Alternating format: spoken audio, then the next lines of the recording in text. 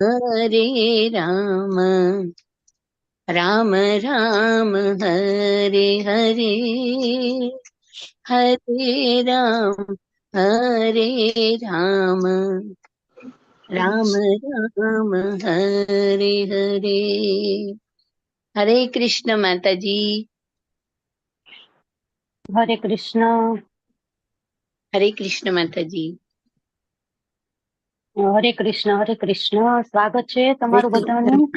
હરે કૃષ્ણ માતાજી. હરે કૃષ્ણ. હરે કૃષ્ણ. હરે કૃષ્ણ. સ્વાગત છે તમારું બધાનું Shri Shri Radha ગોવિંદના temple ISKCON Bangalore coli તરફથી. હું દીપેશ્વરી પ્રેમા દેવીદાસી તમારું બધાનું હાર્દિક સ્વાગત કરું છું. ખૂબ ખૂબ ધન્યવાદ તમે બધા જોઈન થયા. ખૂબ ખૂબ વાર્મ વેલકમ હાર્ટલી.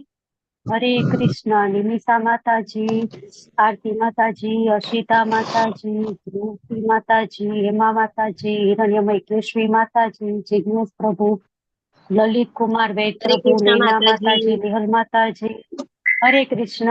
રાજેન્દ્ર પ્રભુ, રમેશ પ્રભુ, સુરક્ષા માતાજી, હર્ષા વૈદ માતાજી, ખૂબ ખૂબ સ્વાગત છે તમારું બધાનું. હજી પણ ઘણા લોકો જોડાઈ રહ્યા છે. જે લોકો જોડાય છે એ બધાને પણ ખૂબ ખૂબ સ્વાગત છે. તો આપણે આજનું સેશન શરૂઆત કરીએ. રૂપ ગોસ્વામીને પ્રણામ કરીએ, ભગવાનને પ્રણામ કરીએ, ભગવાનના આશીર્વાદ લઈએ અને એમને રૂપ ગોસ્વામીએ લખેલો ગ્રંથ ભક્તિ રસામૃત સિંધુને સમજવાના પ્રયત્ન કરીએ. તો મંગળાચરણથી શરૂઆત કરીશું. ઓમ અજ્ઞાનતિમિરાન્ધસ્ય જ્ઞાનાજન શલાકયા ચક્ષુરુન્મિલિतं येन તસ્मै શ્રી ગુરુવે નમઃ. શ્રી ચૈતન્ય મનોભીષ્ટં સ્થાપિतं येन भूतले स्वयं रूपः कदा मह्यं ददाति स्वपदान्तिकं वन्देऽहं श्रीगुरु श्रीयुतपदकमलं श्रीगुरुं वैष्णवांश्च श्रीरूपं साग्रजातं सगण रघुनाथान्वितं तं सजीवम् साद्वैतं सावधूतं परिजन सहितं कृष्ण चैतन्य देव श्री राधा कृष्ण पादान् सगण ललिता श्री विशाखान्विताश्च हे कृष्ण करुणा सिन्धु दीनबन्धो जगत्पते गोपेश गोपिका कान्त राधा कान्त नमस्तुते तप्त काञ्चन गौराङ्गी राधे वृन्दावनेश्वरी कृष्णानुसुते देवी प्रणमामि हरिप्रिये वाञ्छाकल्पतरुभ्यश्च कृपा सिन्धुभ्य एव च पतितानां पावनेभ्यो वैष्णवेभ्यो नमो नमः. नमो विष्णुपादाय कृष्णपृष्ठाय भूतले श्रीमते भक्तिवेदान्त स्वामिनिति नामिने नमस्ते सरस्वती देव्ये गौरवाणी प्रचारिणे निर्विशेषा शून्यवादी पाश्चात्य देशतारिणे जय श्री कृष्ण चैतन्य प्रभु नित्यानंद श्री अद्वैत गदाधर श्रीवासादि गौर भक्त वृंद हरे कृष्ण कृष्ण कृष्ण हरे हरे हरे राम राम राम हरे हरे. हरे कृष्ण श्री माताजी. श्री राधा दंडवत गोविंद प्रणाम. भगवान की जय. हरे कृष्ण. दंडवत प्रणाम. शील प्रभुपाद की जय. गुरु महाराज की जय. नामानिष्ठा प्रभु की जय. अनंत कोटि वैष्णव वृंद की जय. हरे कृष्ण सर्वे ने. हरे कृष्ण माताजी. दंडवत प्रणाम. हरे कृष्ण दंडवत प्रणाम. हरे कृष्ण.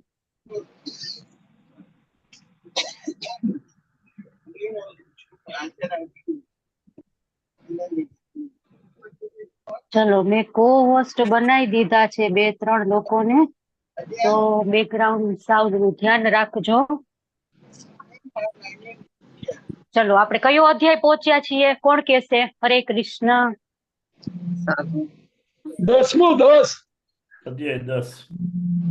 હરી બોલ. ચલો તો આપણે ભક્તિ રસામૃત સિંધુ અને અધ્યાય 10 ચાલુ કરીએ.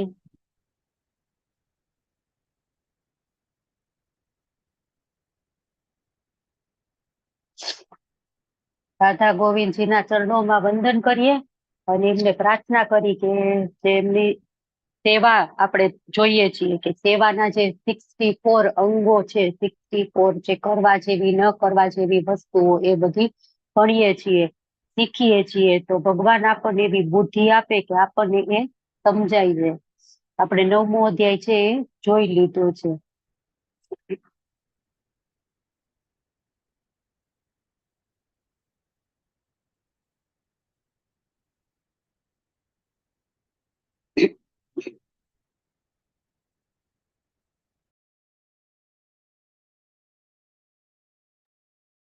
ઓકે, દેખાય છે મારી સ્ક્રીન? હરે કૃષ્ણ.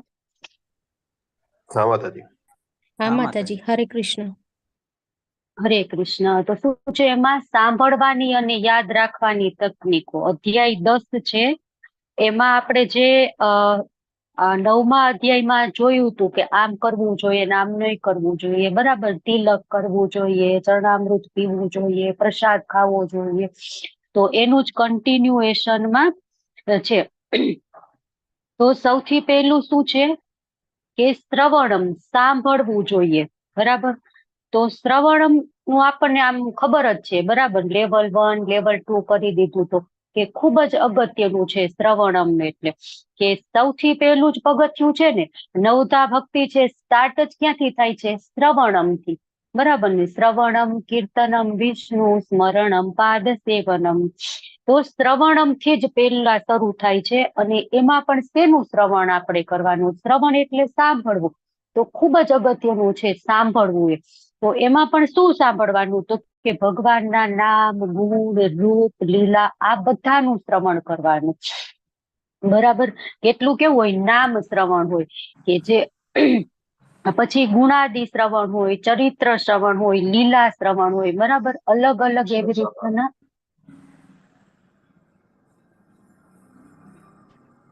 તો એ બધાનું છે એ શ્રવણમ છે. અલગ અલગ પ્રકારના શ્રવણમમાં પણ એવું હોય છે, બરાબર. તો તેનું શ્રવણ કરવાનું, ભગવાનના નામ, ગુણ, રૂપ, લીલા, એ બધાનું શ્રવણ કરવાનું. તો એનાથી શું થાય? ફાયદો શું થાય શ્રવણ કરવાથી? તો આપણે આમાં જોઈએ શું લખેલું છે શ્રવણમ નું મહત્વ. ગરુડ પુરાણમાં શું કીધું છે કે ભૌતિક જગતમાં બદ્ધ જીવની દશા સર્પદંશથી બેભાન થયેલ મનુષ્ય જેવી છે. આનું કારણ એ છે કે એ બેભાન અવસ્થાનું નિવારણ મંત્રના ઉચ્ચારણથી થઈ શકે છે. તો આપણે બધા કેવા છીએ કે સર્પદંશ થયો હોય ને આપણે કેમ બેભાન થઈ ગયા હોય એવું. અવસ્થાનું આપણને કઈ ભાન નથી. આપણને એમ લાગે છે ને કે અહીંયા જ સુખ છે, અહીંયા જ ખુશી છે, બરાબર. આપણે સુખની, ભૌતિક સુખની શોધમાં ભટકીએ છીએ, દોડીએ છીએ, એકદમ ઉગ્ર કર્મ કરીએ છીએ. અહીંથી મને ખુશી મળશે, અહીંથી મને સુખ મળશે, અહીંથી. પણ ક્યાંય સુખ નથી. સુખ માત્ર ક્યાં છે? નામ શ્રવણથી. એ બેભાન અવસ્થામાંથી બહાર નીકળવું હોય તો શું કરવાનું? નામ શ્રવણ કરવાનું. તો એ મહિમા ક્યાં આપેલો છે? ગરુડ પુરાણમાં. પછી લીલા શ્રવણ. તો એમાં શું છે? શ્રીમદ ભાગવતમ લીલા શ્રવણનું મહત્વ વર્ણવતા સુખદેવ ગોસ્વામી પરીક્ષિત મહારાજને કહે છે. શું કહે છે? કે જો કોઈ માણસ ભગવાનની દિવ્ય લીલાની કથા આતુરતાથી સાંભળે તો તેને દુનિયાના ભૂખ, તરસ, ભય, શોક અને મોહ માયાથી મુક્તિ મળે છે માત્ર શ્રવણ કરવાથી, બરાબર. અને કોણ કહે છે? ભગવાનના મહાન ભક્ત એવા સુખદેવ ગોસ્વામી કહે છે. તો કેટલું મહત્વ છે. ખાલી આપણે સાંભળશું તો ભૂખ, તરસ, ભય, શોક, મોહ માયા બધામાંથી મુક્તિ મળી છે. તો બીજું કઈ રહ્યું જ નહીં ને. ખાલી શ્રવણ જ ખાલી ખૂબ જ ઇમ્પોર્ટન્ટ છે. જેમ યુવાની જો મને નશો આપે છે, તેમ ફક્ત સાંભળવાના નશામાં આધ્યાત્મિક શક્તિ આપે છે. ખાલી આપણે સાંભળશું તો એનાથી પણ આધ્યાત્મિક ઉન્નતિ થશે, આધ્યાત્મિક રીતે આપણે ઉન્નત બનશું. પછી મહિમા અને ગુણનું શ્રવણ, કે જે ભગવાનની લીલાઓ છે, ભગવાનનું મહાત્મય છે, બરાબર. ભગવાનને ગ્લોરીફાય કરતા હોય એ બધાનું શ્રવણ કરશું, ભગવાનની ગ્લોરીનું. તો શું થશે કે જેમ મહિમા જ્ઞાન દિવ્ય શ્લોક વડે કરવામાં આવે છે, તેવા ભગવાન શ્રી કૃષ્ણની શુદ્ધ ભક્તિની જે મનુષ્યને અભિલાષા છે તેમને તેના દિવ્ય મહિમા અને ગુણોનું નિત્ય શ્રવણ કરવું જોઈએ. આના લીધે તેના દિલમાં રહેલું સર્વ પ્રકારનું અશુભ નાશ પામે છે. ધીમે ધીમે ભગવાનનું શ્રવણ કરતા જશું મહિમા, તો ધીમે ધીમે બધા જ અશુભ છે, અકલ્યાણ છે, એ બધું દૂર થઈ જશે. તો શું કરવાનું? એનું કર્તવ્ય શું છે આપણા બધાનું કે ઈશ્વર સાથેના સંબંધની આપણને ખબર નથી, આપણે ભૂલી ગયા છીએ. એટલે આપણને અજ્ઞાન છે, જ્ઞાન નથી કે શું કરવું જોઈએ, શું નહીં કરવું જોઈએ. આપણે એવું વિચારીએ છીએ કે આ બધાના ભૌતિક જગતના રિલેશન છે ને એ જ સાચા છે, પણ જે ભગવાન સાથેનું રિલેશન છે એ આપણે જાણવું હોય, ભગવાનના ધામમાં જવું હોય, તો આપણે ભગવાનની દિવ્ય મહિમા ગુણોનું નિત્ય શ્રવણ કરવું પડશે. તો આપણે ભગવાનના શુદ્ધ ભક્ત બનીશું. તો આપણા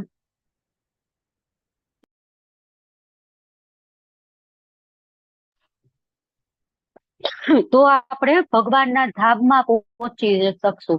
તો એ છે એ શ્રવણનું ખૂબ જ મહત્વ છે. એટલે શ્રવણ છે એ પહેલું પગથિયું છે, ત્યાંથી જ ભક્તિ છે એ સ્ટાર્ટ થાય છે. તો ભગવાન સાથેનો સંબંધ આપણને એક વખત સમજાઈ જશે, શ્રવણથી ધીરે ધીરે સમજાશે. તો પછી આપણને આપણું કર્તવ્ય સમજાઈ જાય કે આપણે શું કરવાનું છે, આપણો જન્મ અહીંયા એકચ્યુઅલી શું કરવા થયો છે, કે આપણે કોણ હતા, શું કામ અહીંયા આવ્યા છીએ. બરાબર. તો શ્રવણ છે એ ખૂબ જ અગત્યનું છે. તો હવે કયું શ્રવણ કરવું જોઈએ? તો ગમે તે શ્રવણ કરી લેવાનું. યુટ્યુબમાં તો કેટલા બધા વિડીયો હોય છે, કેટલા બધા ભજન હોય છે. આપણે જોયું હતું ને, શ્યામ ચૂડી બેચને આયા, ફૂલો में सज रहे हैं. તો માત્ર શું શ્રવણ કરવાનું કે ભગવાનના ભક્તો છે, આપણા આચાર્યો છે, એને જે ગાયેલા ગીત છે, એમના લખેલી જે બધી કથાઓ છે, જે આપણા શાસ્ત્રો છે, જે આપણા સ્ક્રિપ્ચર્સ છે, એ બધું આપણે સાંભળવું જોઈએ. અહીંથી બધું આડું અવડું નહીં સાંભળવાનું. જો શ્રવણનું પણ ખૂબ મહિમા છે. જે આપણો કાન છે ને એ યજ્ઞ કુંડ છે, એમાં આપણે હોમ હવન કરવાનો છે, યજ્ઞ કરવાનો છે. બરાબર. તો આપણે શેનો કરશું યજ્ઞ? કે જે પવિત્ર વસ્તુ છે, જે ભગવાનને ગમે છે. બરાબર. તો એ છે એ ખૂબ જરૂરી છે. ગોપી ગીતમાં ગોપીઓ ભગવાનના મહાન ભક્ત શું કે છે? તવ કથામૃતમ તપ્ત જીવનમ. કે ભગવાનની કથા શું છે? કે અમૃતમ છે. તમારી કથા છે ને એ જ અમૃતમ છે, કે જે અમારું આ જીવન છે ને એનો ઉદ્ધાર કરનાર છે. તો શ્રવણ છે ને એનાથી બધા જ બંધનોમાંથી મુક્તિ મળી જાય છે. આપણે માત્ર શ્રવણથી બધા જ ભૌતિક માયાના બધા બંધનો છે ને એમાંથી આપણે મુક્તિ મળી શકે છે. તો જીવનમાં જેટલી બધી ગાંઠ છે ને આપણે હૃદયમાં, એ બધી એ શ્રવણથી તૂટી જાય છે. પત્નીનું બંધન, બાળકોનું બંધન, માતા પિતાનું, સંપત્તિનું, આપણે એમ કહીને આસક્તિ છે આપણને, એના બદલે કે આપણે કહીને કે ચલો અહીંયા જવું છે, ત્યાં જવું છે, તમે કહો નહીં અમે તો ન આવી શકીએ, અમારે આમ છે કે તેમ છે. એમ ભગવાનને એટલા નહીં ઓલા માનતા હોય, પણ એ પત્ની કે બાળકો કે સંપત્તિ, એમાં એટલી બધી આસક્તિ હશે. તો એ બધું જ ગાંઠો છે એ શેનાથી છૂટી જશે? માત્ર શ્રવણ કરવાથી, કથા સાંભળવાથી.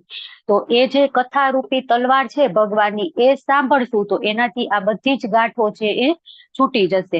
જો હવે પ્રભુપાદ છે ને એ આપણને ચેતવણી આપે છે કે તમે ગમે તેના પાસેથી ગમે તે નહીં સાંભળવાનું. સાંભળવાનું કોની પાસેથી? માત્ર જે આચાર્ય છે એની પાસેથી, જે ઓથેન્ટિક છે એમનાથી. તો પ્રોફેશનલ કથાકાર હોય ને એની પાસેથી આપણે ગમે એટલી કથા સાંભળીએ ને તો ઉન્નતિ થાય નહીં, ક્યારેય આપણે ભક્તિમાં આગળ આવી શકીએ નહીં, ક્યારેય ભક્તિ જાગૃત જ ન થાય. જો કેટલી વખત આપણે ભાગવત સપ્તાહ બેસે ને આપણે સાંભળવા ગયા હોય, કેટલાય લોકો સાંભળે છે, બરાબર, પણ એમાંથી કોઈ ભક્ત બન્યું? કોઈ નહીં. કેમ? તો કે જે ત્યાં વ્યાસાસન પર બેસી અને કથા કરે છે ને એનો એમ શું છે? માત્ર પૈસા કમાવાનો. એના મનમાં જરા પણ ભક્તિ નથી. એને એમ જ છે કે જલ્દી આ કથા પૂરી થાય ને મેં જેટલું અમાઉન્ટ નક્કી કર્યું છે એ અમાઉન્ટ મને મળી જાય ને હું એ લઈ અને જતો રહું. અને અથવા તો હું સરસ મજાની કથા કરું, સંગીતમય કથા કરું, કે એમાંથી ને બીજા કોઈ છે એ ગમે અને એ મને નવો ઓર્ડર આપે કે ચલો તમે મારે ત્યાં આવો એમ. તો કેટલી વખત તો છે ને એવું આમ એમાં બેનર એડવર્ટાઇઝમેન્ટ જ એ રીતના કરે કે સંગીતમય કથા એમ. તો આપણે સંગીતમય કથા નથી જોતી, બરાબર. આપણને આમ શ્રવણને, આમ કાનને ગમે, સાંભળવી ગમે એવી કથા નથી જોતી. આપણે કેવી કથા જોઈ છે કે જેનાથી આપણને ભક્તિ મળે, આમ ચાપખા હોય આપણને કે આમ કરવું જોઈએ, આમ કરવું જોઈએ, આમ કેમ નથી કરતા તમે, બરાબર. તો એવી કથા હોવી જોઈએ કે શ્રોતાઓને ગમે એવું એ લોકો પીરસશે, જે પ્રોફેશનલ કથાકાર હોય છે એ. તો એવું આપણે ન હોવું જોઈએ, એવું આપણે નહીં સાંભળવાનું.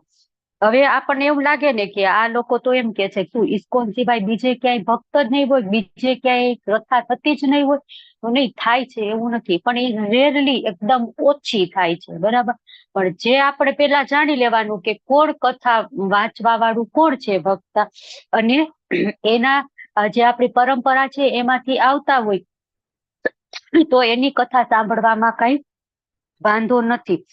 પણ આ બને ત્યાં સુધી આપણે ઇસ્કોનની જ કથા સાંભળવી જોઈએ. કેમ કે એક કેવું હોય કે એક પત્ની છે તો એ પતિ પ્રત્યે એકદમ વફાદાર હોય, બરાબર, કે એનો બીજા બધા હોય એના ફેમિલી મેમ્બર તો એનો આદર કરે, એ બીમાર કોઈ હોય તો એની સેવા કરે, પણ જે પ્રેમ છે, બરાબર, એ સ્નેહ છે, એ બધું એના પતિ માટે જ હોય. પછી ક્યારેક બીજી બધી કથાઓ સાંભળીએ ને, ભલે ઓથેન્ટિક જ છે, બરાબર, પણ ઇસ્કોન સિવાય બીજા સંપ્રદાયની, ગોળીઓ સિવાય બીજા સંપ્રદાયની, તો શું થાય, ક્યારેક મત અલગ અલગ હોય, તો બધા સાંભળીએ ને તો આપણે કન્ફ્યુઝ થઈ જાય, અને કેટલી વખત પદભ્રષ્ટ થવાનો ભય પણ રહે. આપણને એમ થાય આમ હશે, આમ હશે, આમ હશે, આમ હશે, તો કન્ફ્યુઝન માંથી કેટલી વાર આપણને એ મત પણ સાચો લાગવા માંડે, તો આપણે એ તરફ ડાયવર્ટ થઈ જાય, તો જે આપણી પથ છે, એ આપણી પરંપરા છે, એ ભૂલાઈ જાય. તો આપણે પરંપરામાંથી સાંભળવું, અને ભગવાનને ગમે છે એને ભગવાન શું કહે છે, એવમ પરંપરા પ્રાપ્તિ ઇમમ રાજર્ષયો વિદુ. તો એવું ન હોત, બરાબર, તો ભગવાન એવું ન કહેત કે એવમ પરંપરા પ્રાપ્તિ, તો પરંપરાનું કઈ વર્ણન જ ન કરેલું હોત. એટલે આપણે આપણી પરંપરામાં આવતા હોય એને જ સાંભળવા જોઈએ. પછી લોકોને રુચિ પ્રમાણે નહીં.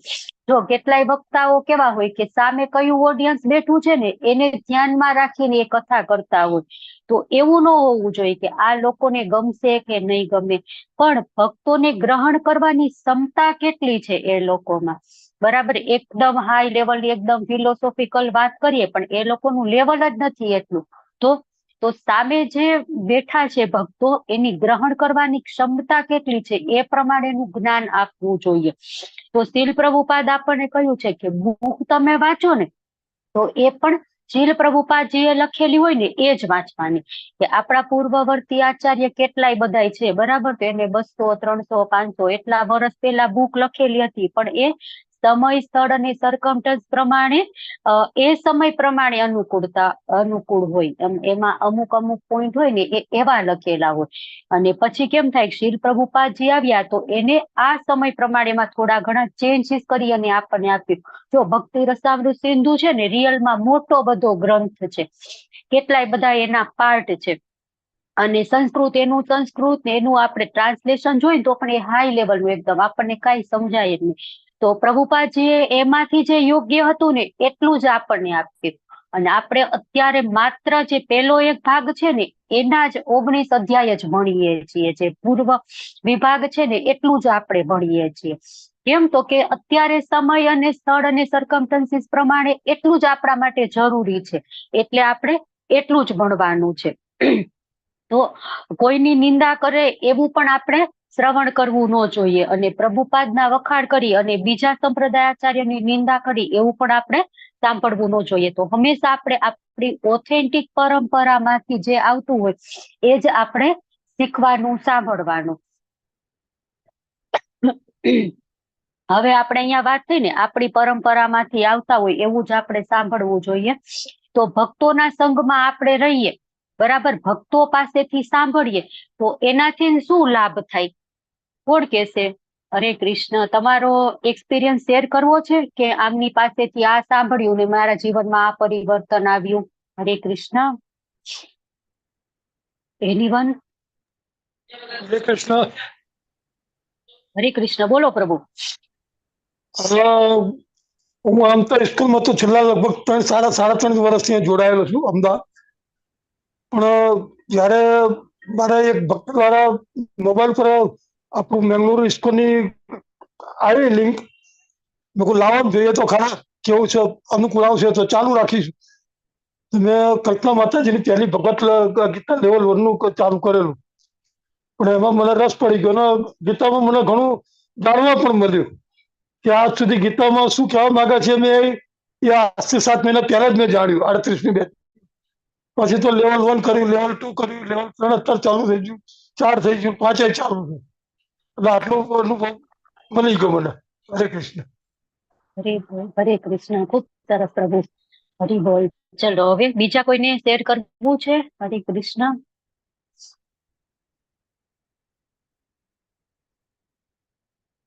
કોઈને નથી શેર કરવું? હરે કૃષ્ણ. ઓકે, ચલો હરે કઈ કૃષ્ણ વાંધો નહીં. માતાજી. ખૂબ હરે બધાનો કૃષ્ણ પ્રભુ, બોલો. બધાનો એક્સપિરિયન્સ આ પ્રભુજીએ કીધો ને એવો જ છે મોટા ભાગે, કે આમાં જોડાયા પછી આપણને જે બધા ગીતાજી શું છે, ગીતાજી તો નાનપણથી વાંચતા હતા આપણે અમે, પણ ગીતાજી શું છે ને એમાં શું લખેલું છે એ ડિટેલમાં તો હવે સમજાણું એમ. હરે કૃષ્ણ માતાજી. હરે કૃષ્ણ. હરી બોલ. ખૂબ સરસ. તો શ્રવણમ નું ખૂબ મહત્વ છે ને. શું હતી ભગવદ ગીતા એ જ ખબર નહોતી. માત્ર શ્રવણમ થી કેટલું ખબર પડી ગઈ. પ્રભુએ કીધું એમ લેવલ 1, 2, 3, 4 અત્યારે 5 માં એ છે. બરાબર. તો શ્રવણમ છે એ પહેલું પગથિયું છે. ધીમે ધીમે શ્રવણમ કરીએ ને એટલે આપણે ભગવાન પ્રત્યે પ્રેમ થાય. આપણને ધીમે ધીમે જે છે એ શ્રદ્ધા ઉત્પન્ન થાય. પછી આપણે ધીમે ધીમે ભાવ ભક્તિ, પ્રેમ ભક્તિ તરફ આગળ વધીએ. તો શ્રવણ છે એ ખૂબ જ ઇમ્પોર્ટન્ટ. આપણે કેટલાય લેક્ચરો સુધી શ્રવણની મહિમા કહીએ ને તોય ખતમ ન થાય ને, એટલી બધી શ્રવણની મહિમા છે. પણ આપણે અહીંયા માત્ર એક જ પોઈન્ટમાં સમજવાનું છે. તો આગળ વધીએ. હવે ભગવાનની દયાની અપેક્ષા રાખવી. તો શું છે? હે ભગવાન, જે મનુષ્ય આપની નિષ્કારણ દયાની સતત રાહ જોતો, તેના પૂર્વકૃત પાપોના ફળ ભોગવતો, અંતઃકરણ પૂર્વક આપને સાદર પ્રણામ કરતો રહે છે, તે નિશ્ચિત રૂપે મુક્ત થવા પાત્ર બને છે. તો ભગવાન જે એક દયા કરશે, બરાબર, એવું હોય જેને, એમ વ્યક્તિ છે એ ધીમે ધીમે મુક્ત થવા પાત્ર બને છે. તો શ્લોક શું છે? તત્વનુકંપાશુ સમીક્ષમાણો ભુંજાન એવાત્મકૃતમ વિપાકમ રદ્દાગ્ન પુરલી વિદથન ભસ્તુ જીવેત યો મુક્તિ પદે સુદાય ભાગ. તો આ શ્લોક છે ને, આ એનું ભાષાંતર આમાં લખેલું છે 10.14.8. તો એમાં બે વસ્તુઓ બતાવેલી છે. એક શું છે કે કષ્ટ હોય ને ત્યારે કૃષ્ણનું શ્રવણ વધારી દેવાનું. કષ્ટ આવે ને એટલે આપણે કૃષ્ણની કૃપા, એટલે દુઃખ આવે ને તો એને કૃષ્ણની કૃપા સમજી લેવાની. અને ભગવાનને આપણે લેવલ 1 માં જોઈએ છીએ ને, એક ભક્ત કે છે કે ભગવાન, કે હું દુઃખી હતો ને તો કે તમે મને મૂકીને જતા રહ્યા હતા, કે તો ભગવાન કે બને નહીં એવું, કે તો કે હા ભગવાન, મારી પાસે પ્રમાણ છે, કે બતાવ. તો પેલા સમુદ્ર કિનારે લઈ જાય છે કે જો પ્રભુ, કે અહીં સુધી કે 2 પગલા છે 2 વ્યક્તિના, પછી કે અહીંયા પહોંચ્યા ને તો જો હવે તમે મને મૂકીને જતા રહ્યા ને મારા એકના જ પગના છાપ ઓલા નીચે પડે ને રેતીમાં, તો કે મારા એકના જ પગની છાપ છે. તો કે ના ના, કે પછી ભગવાન એને ફ્લેશ બેક કરીને ઓલી સ્ક્રીન હોય ને એમાં બતાવે કે જો મેં તને તેડી લીધો છે ત્યારે, કે એટલે કે આ મારા પગની નિશાની છે, છાપ છે. એટલે જે પણ આપણને દુઃખ આવવાનું છે એ ભગવાન ઓછું કરી દેશે, બરાબર, અથવા તો ભગવાન પોતે લઈ લેશે. નાનું મોટું હશે ને તો આપણા સુધી પહોંચવા જ નહીં દે, પણ આપણા કર્મો એવા હશે કે આપણે વધારે ભોગવવું પડે તો આપણે એમ વિચારવું જોઈએ કે આપણને તલવાર વાગવાની હતી, પણ સોયની જે પોઈન્ટ આમ વાગે ને એટલાથી જ આપણો આ ટળી ગયો છે. એમ કે તલવારનો ઘા છે એ સોયથી જ સરી ગયો છે. તો એવી આપણે ભગવાન દયા કરશે એવી અપેક્ષા રાખવી જોઈએ. પછી બીજું શું કે છે કે સદૈવ પ્રણામ કરવી જોઈએ, વારંવાર મનમાં પ્રાર્થના કરવી જોઈએ કે કષ્ટમાં પણ આપણે છે ને પરિવર્તન ન થવું જોઈએ. જો ગુડ ટાઈમ હોય ને ત્યારે બધા ભગવાન ભગવાન કરે, 16 વાળા શાંતિથી થઈ જાય, ભોગ અર્પણ થઈ જાય, બધું થઈ જાય. પણ જેવું દુઃખ આવે ને એટલે બધું મૂકી દે. ભગવાન, હું તો 16 રાઉન્ડ કરું છું, હું તો આમ કરું છું, હું તો એક દિવસ પણ મંગળા આરતી મિસ નથી કરતી, તોય તમે મને જ દુઃખ દેવા માટે હું જ મળ્યો. પેલા અમારા બાજુમાં રહે છે તો કઈ નથી કરતા, તોય સરસ રીતે સુખી રહે છે, બરાબર. તો એવું ન હોવું જોઈએ. જેવી રીતે આપણે સુખમાં ભગવાનને પ્રાર્થના કરીએ છીએ, પ્રણામ કરીએ, મંદિરે જાય, એવો જ આપણો ભાવ દુઃખ દરમિયાન પણ હોવો જોઈએ. કુંતી મહારાણી ભગવાનને શું કે છે? ભગવાન હજી મને દુઃખ આપો, હજી મને દુઃખ આપો.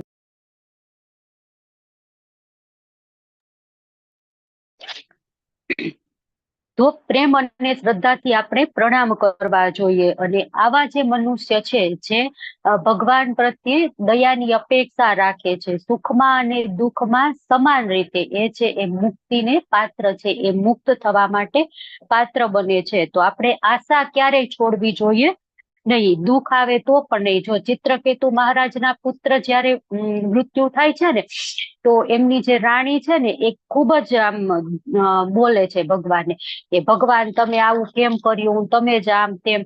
પણ ચિત્રકેતુ મહારાજ શું કે છે કે નહીં, એમ કે આમાં ભગવાનની કઈક સારી ઓલી, દુઃખ તો એને પણ થાય છે, બરાબર, પણ ભગવાનને દોષ દેવાથી કઈ ફાયદો નથી, કેમ કે એ એમના કર્મ છે. કેમ કે એમને પહેલેથી જ નારદજીએ કીધું હતું તમને પુત્ર મળશે તો પણ એ એક સમયે દુઃખનું કારણ બનશે. તરત ચિત્રકેતુ મહારાજને યાદ આવી જાય છે.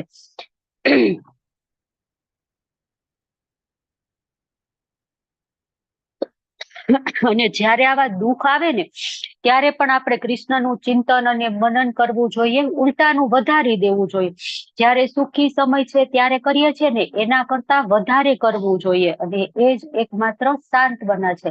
આપણને એમ થાય કે આપણે રડતા હોય ને કોક આપણને શાંત રહે, એમ કે ચૂપ રહે, રડ નહીં, આમ દિલાસો આપે, આશ્વાસન આપે, તો આપણને ગમે ને. તો જ્યારે એવો દુઃખી થઈ આપણે, દુઃખદ સમય છે, ત્યારે એકમાત્ર શાંતમાં શું છે? ભગવાનનું મનન, ચિંતન, કીર્તન, જપા, એ બધું વધારી દેવું જોઈએ.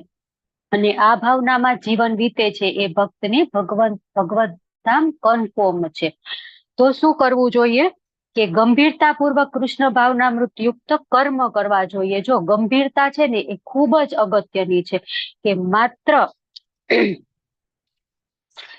માત્ર આપણે કર્મ કરશું ને, તો એમ નહીં કે આપણે ભગવાન માટે હું બધું જ કરું છું, પણ એવું નહીં, ગંભીરતા પૂર્વક કરવા જોઈએ. કે કેટલાય અવરોધો કેમ નહીં આવે, કેટલાય આપણને કેમ આમ રોકશે નહીં, કેટલા આપણને મનને ડાયવર્ટ કરવાની કેમ ટ્રાય નહીં કરે, પણ આપણે એકદમ અડગ, એકદમ ગંભીર. આપણે લાસ્ટ લેક્ચરમાં પણ જોયું હતું ને કે એક બાળક બીમાર પડે તો એની માતાઓ એમ કેટલી ગંભીરતાપૂર્વક એની કાળજી કરે, એની સેવા કરે, રાત જાગે, સુવે નહીં, એને આ જમવાનું આપવું, પેલું આપવું, આ હોસ્પિટલ લઈ જાવ, પેલી હોસ્પિટલ, એના પાછળ અડધી થઈ જાય, આમ ઓળઘોળ થઈ જાય કે જલ્દી મારું બાળક સારું થઈ જાય, આમ બધા એફર્ટ એના કરી દેશે. તો એવી એફર્ટ યુક્ત, એવી ગંભીરતાપૂર્વક આપણે પ્રયત્ન કરવો જોઈએ કે આપણે છે એ ભગવાનને નજીક જઈએ, ભગવાનની ભક્તિમય સેવાઓ કરીએ.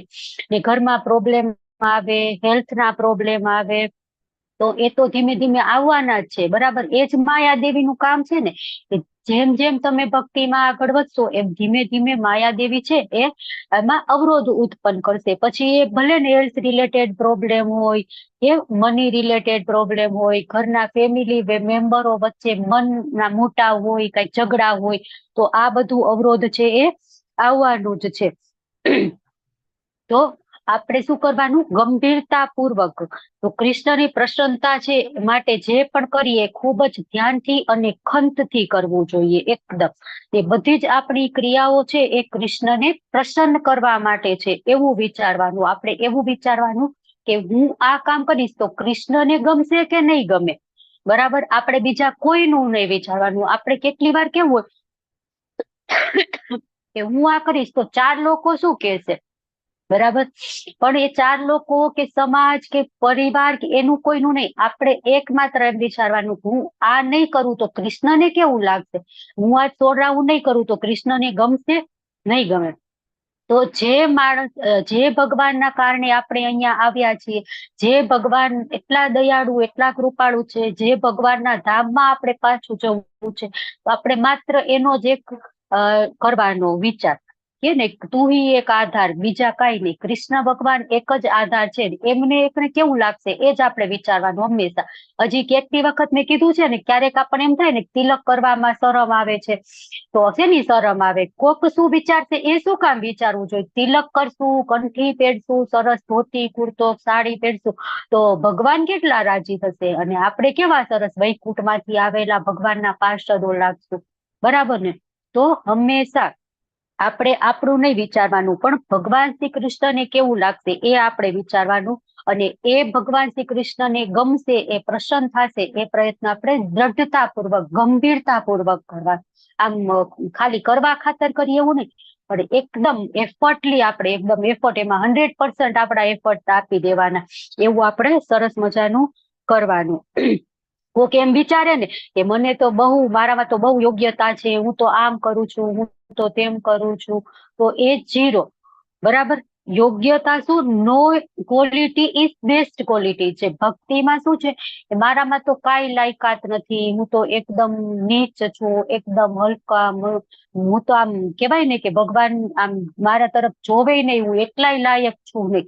ત્યારે એવો ભાવ આવે ને, એમાં બેસ્ટ ક્વોલિટી છે. ત્યારે ભગવાન છે એ આપણને એમ વિચારે કે નહીં, હવે આનામાં જે ઈગો જે હોય ને, આપણા મનના કલ્મશો બધા, રાગ, દ્વેષ, ઈર્ષા, કામ, ક્રોધ, લોભ, મદ, મત્સર, તો એ બધા છે એ જતા રહ્યા છે. આપણું હૃદય એકદમ સોફ્ટ એવું બનાવવાનું ને કે એમાં ભગવાન વાસ કરી શકે.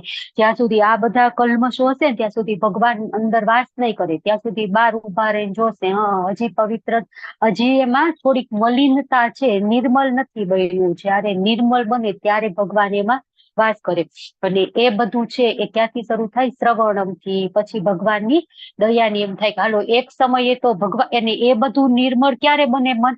ભગવાનની દયાથી. બરાબર ને? ભગવાનની ઈચ્છાથી જ ભક્તિ આપણને મળે. જ્યાં સુધી ભગવાન ઈચ્છે નહીં ને ત્યાં સુધી ન મળે. એટલે આપણે દયા ભગવાન કરશે એવી અપેક્ષા ક્યારેય પણ છોડવી જોઈએ નહીં. પછી સ્મરણમ. તો શું સ્મરણમ આપ્યું છે? સામાન્ય રીતે કૃષ્ણ વિશે વિચારવું. તો વિષ્ણુ પુરાણમાં શું કીધું છે? પૂર્ણ પુરુષોત્તમ ભગવાનનું સ્મરણ કરવા માત્રથી સર્વ જીવાત્મા સર્વ પ્રકારના કલ્યાણને પાત્ર બને છે, માત્ર સ્મરણ કરવાથી.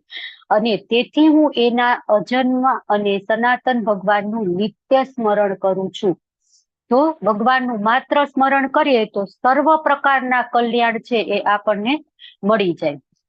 પછી પદ્મ પુરાણમાં શું કીધું છે? જીવનના અંતકાળે અથવા જીવન દરમિયાન જેમનું સ્મરણ કરવા થકી મનુષ્ય બધા પાપ ફળોથી મુક્ત થઈ જાય છે, એવા પૂર્ણ પુરુષોત્તમ ભગવાનને હું પ્રણામ કરું છું. તો માત્ર ભગવાનનું સ્મરણ કરવાથી શું થાય? બધા જ પાપ ફળોથી મુક્ત થઈ જાય. તો સ્મરણનું ખૂબ જ મહત્વ છે. તો કોઈ કહેશે કે સ્મરણ કરવું એટલે શું? હરે કૃષ્ણ. કેટલી જાતના સ્મરણ હોય?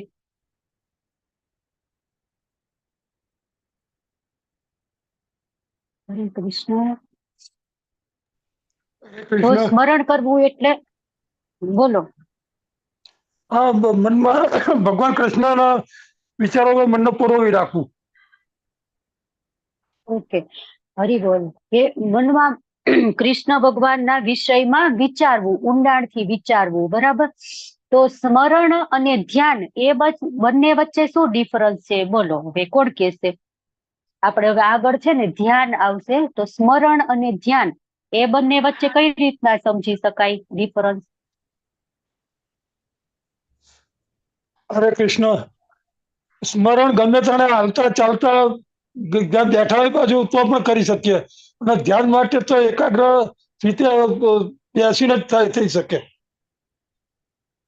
સરસ, ચલો હરિબોલ. હવે બીજા કોઈને એડ કરવું છે? અમરીશનાથ કૃષ્ણ પ્રભુ બોલો. હરે કૃષ્ણ માતાજી, હરે કૃષ્ણ. માતાજીના જે દિવ્ય રૂપ પણ લીલા જે હોય છે ને, એના ચિંતનમાં મનને તલ્લીન કરી દેવાને ધ્યાન કહેવામાં આવે છે. સરસ, ચલો હવે બીજા કોઈને એડ કરવું છે કઈ? હરે કૃષ્ણ. બીજા કોઈને હરે આન્સર કૃષ્ણ આપવો છે? ધ્યાનમાં આપણી બધી હરે ઇન્દ્રિયો કૃષ્ણ, બોલો પ્રભુ. લાગેલી હોય. હા, ધ્યાનમાં આપણી બધી જ ઇન્દ્રિયો એટલે ભગવાનના નામમાં લાગેલી હોય. અને સ્મરણમાં ન લાગેલી હોય? સ્મરણમાં આપણું ખાલી ના, બધી તો ના લાગે ને માતાજી, ખાલી બે કે ત્રણ જ ઇન્દ્રિયો લાગેલી હોય, આપણું મન લાગેલી હોય. સ્મરણ કરતા ઊંડું ને ધ્યાન તો માતાજી. હરે કૃષ્ણ. શું કયો છો લલિત કુમાર પ્રભુ? સ્મરણ કરતા ઊંડું કહેવાય ને ધ્યાન. હરે કૃષ્ણ. હરે કૃષ્ણ. બરાબર છે, સ્મરણ કરતા ધ્યાન આગળનું સ્ટેપ છે. હવે બીજા કોઈને આન્સર આપવો છે? હરે કૃષ્ણ. ઓકે, ચલો. તો સ્મરણ એટલે શું છે કે કૃષ્ણના વિષયમાં વિચાર કરવો. બરાબર, આપણે આમાં જોયું. હવે ધ્યાન શું છે જોઈએ આપણે. સ્મરણ કરતા ઊંડું અને વધુ વિગતવાર ચિંતન. બરાબર, ધ્યાન. તો સ્મરણ છે એ આપણે એમ કહીને હાલતા ચાલતા આપણે ભગવાનને યાદ કરીએ છીએ. બરાબર, પણ ધ્યાન શું છે એના માટે આમ બેસવું પડશે એક આસને. બરાબર, પછી પેલું હતું ને યમ નિયમ આસન પ્રાણાયામ પ્રત્યાહાર ધ્યાન ધારણા સમાધિ, ધારણા ધ્યાન સમાધિ. બરાબર, તો એ ધારણા કરતા પણ આગળનું સ્ટેજ છે ધ્યાન. બરાબર, કૃષ્ણનું ધ્યાન કરવું હોય તો પણ આપણે એક આસન ઉપર બેસવું પડશે. પછી કૃષ્ણાય નમઃ જે કઈ મંત્ર છે બોલી અને ભગવાનનું ધ્યાન આપણે કરવું પડશે. આપણા મનમાં એકદમ આમ ડિટેલમાં ચિંતન કરવું પડશે, ડિટેલમાં મનન કરવું પડશે. બરાબર, તો એ છે એ ધ્યાન. ભગવાનના ચરણ કમળ છે એમાં આપણે ધ્યાન કરવું પડશે. તો ધ્યાનનું શું મહત્વ છે જોઈએ આપણે. તો એમાં છે રૂપ ધ્યાન. તો નરસિંહ પુરાણમાં શું કીધું છે? પૂર્ણ પુરુષોત્તમ ભગવાનના ચરણ કમળનું ધ્યાન દિવ્ય છે અને ભૌતિક સુખ દુઃખની અનુભૂતિથી પર છે. આવા ધ્યાનથી અત્યંત દુરાત્મા મનુષ્યના પણ તેના જીવનના સર્વ દુષ્કર્મથી ઉદ્ધાર થઈ જાય છે માત્ર ધ્યાન કરવાથી. બરાબર, સર્વ દુષ્કર્મો છે જે એને કરેલા દુરાત્મા મનુષ્ય છે અને એને ખૂબ જ દુષ્કર્મ કરેલા છે, તો એ બધામાંથી એનો ઉદ્ધાર થઈ જાય છે. પછી ગુણ ધ્યાન. તો વિષ્ણુ ધર્મમાં કીધું છે કે જે મનુષ્ય નિત્ય કૃષ્ણ ભાવનામય રહે છે અને ભગવાનના દિવ્ય ગુણોનું સ્મરણ કરે છે તે સર્વ પાપ કર્મજન્ય ફળોથી મુક્ત થઈ જાય છે અને એ રીતે શુદ્ધ થયા પછી ભગવાનના ધામમાં પ્રવેશવા યોગ્ય બને છે.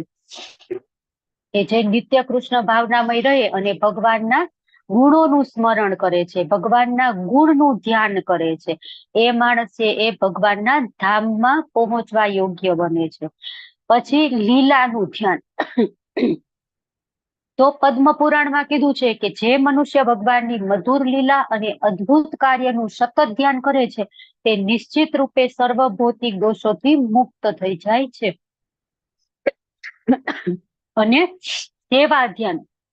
તો આપણે માનસિક રીતે ધ્યાન કરીને ભગવાનની સેવા પણ કરી શકીએ. જો માનસિક રીતે રસોઈ બનાવી અને દક્ષિણ ભારતીય બ્રાહ્મણ છે એ ભગવાનને ભોગ લગાડતા હોય છે તો એની આંગળી બળી જાય છે. એ આમ જોતા હોય છે એને છે ને આમ ભગવાનને માનસિક રીતે ખીર બનાવેલી ભગવાન માટે, તો એ છે ને એ ભગવાનને ભોગ લગાડે ને તો આમ જોવે છે આમ આંગળી અંદર કરીને કે આ ગરમ છે કે નથી, એવી રીતના. તો પોતાની એની આંગળી બળી જાય છે. માનસિક ખીર હોય છે. વાટકો એમ કે ભગવાન એક વાટકામાં પાણી લઉં છું ને એમાં ચોખા નાખું છું, ઉકળે એટલે દૂધમાં ઈ નાખીને વળી બોઇલ કરું છું ને એવી રીતના. તો પછી ભગવાન છે ને અહીંયા વૈકુંઠમાં બેઠા બેઠા હસવા લાગે છે. આ બ્રાહ્મણની આંગળી બળી જાય ને એને એમ કે આ તો મેં માનસિક બનાવી, આ થોડી ગરમ હોય, એમ કરીને એમાં આંગળી નાખે છે વાટકામાં, ખાલી વાટકામાં. માનસિકમાં તો કઈ હોય નહીં. બરાબર, તો એનો હાથ બળી જાય છે. પછી ભગવાન ત્યાં વૈકુંઠમાં બેઠા બેઠા હસવા લાગે છે. એટલે લક્ષ્મીજી પૂછે છે શું થયું, એટલે એ તરત બ્રાહ્મણને બોલાવે છે, અહીંયાથી જ ધરતી ઉપરથી બોલાવી દે છે અને પછી એને આખી વાત કરે છે. જો આ બ્રાહ્મણે મારા માટે આમ કર્યું હતું ને આમ થયું. એટલે બ્રાહ્મણ પછી બોલે છે કે ભગવાન હવે તમે બોલાવી તો લીધો પણ મને પાછો તો નહીં મોકલો ને પૃથ્વી ઉપર. તો ભગવાન કે છે નહીં, હવે અહીંયા તમે એકવાર આવી ગયા મારા ધામમાં પછી પાછું ત્યાં જવાનું નથી. તો માત્ર ચિંતન, માત્ર ધ્યાન કરવાથી. બરાબર, કેટલું મહત્વનું છે કે ધ્યાન કરીને માત્ર રસોઈ બનાવી હતી. બરાબર, સેવા ધ્યાન. બરાબર, સેવાનું ધ્યાન કરતા હતા કે હું ભગવાનની આવી સેવા કરું છું, આવી સેવા કરું છું, અને માત્ર ધ્યાન કરવાથી રિયલમાં સેવા કરી નથી. બરાબર, તો એટલું કરવાથી પણ ભગવાનનું ધામ મળે છે. તો ખૂબ જ મહત્વનું છે ધ્યાન. બરાબર, તો અહીંયા અધ્યાય છે એ પૂરો થાય છે અને આપણે 5 મિનિટની બ્રેક લઈએ અને પછી આપણે નવો અધ્યાય 11 છે એ શરૂ કરીએ. હરે કૃષ્ણ. ત્યાં સુધી કોઈને કીર્તન લેવું છે? હરે કૃષ્ણ.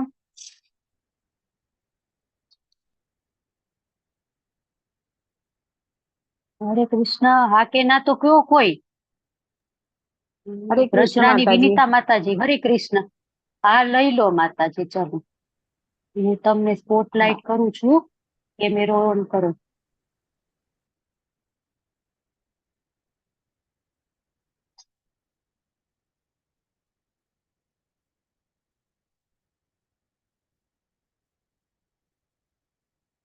હરે કૃષ્ણ.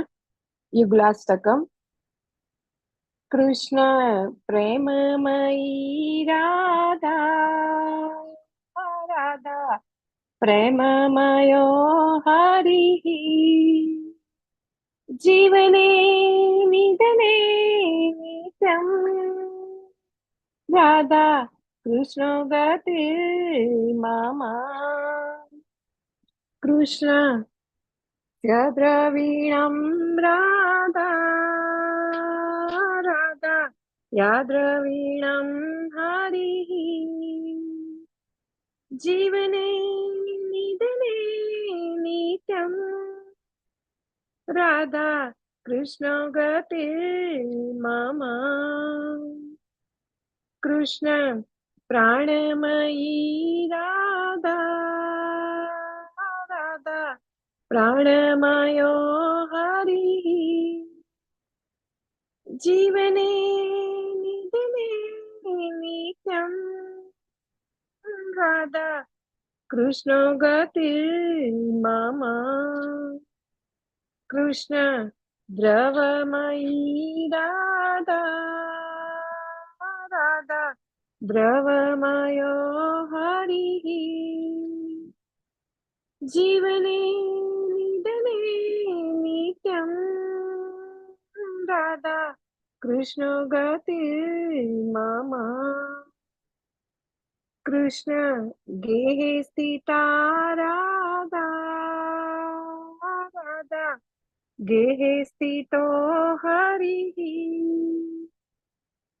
જીવને નિધને નિત્યમ, રાધા કૃષ્ણ ગતિ મામા. કૃષ્ણ ચિત્ત સ્થિતા રાધા, રાધા ચિત્ત સ્થિતો હરિ, જીવને નિધને નિત્યમ, રાધા કૃષ્ણ ગતિ મામા. નીલાંબર ધરા રાધા, પિતા બરધરો હરિ, જીવને નિધને નિત્યમ, રાધા કૃષ્ણ ગતિ મામા. વૃંદાવનેશ્વરી રાધા, કૃષ્ણ વૃંદાવનેશ્વર, જીવને નિધને નિત્યમ, રાધા કૃષ્ણ ગતિ મામા. હરે કૃષ્ણ કૃષ્ણ કૃષ્ણ હરે હરે, હરે રામ હરે રામ, રામ રામ હરે હરે.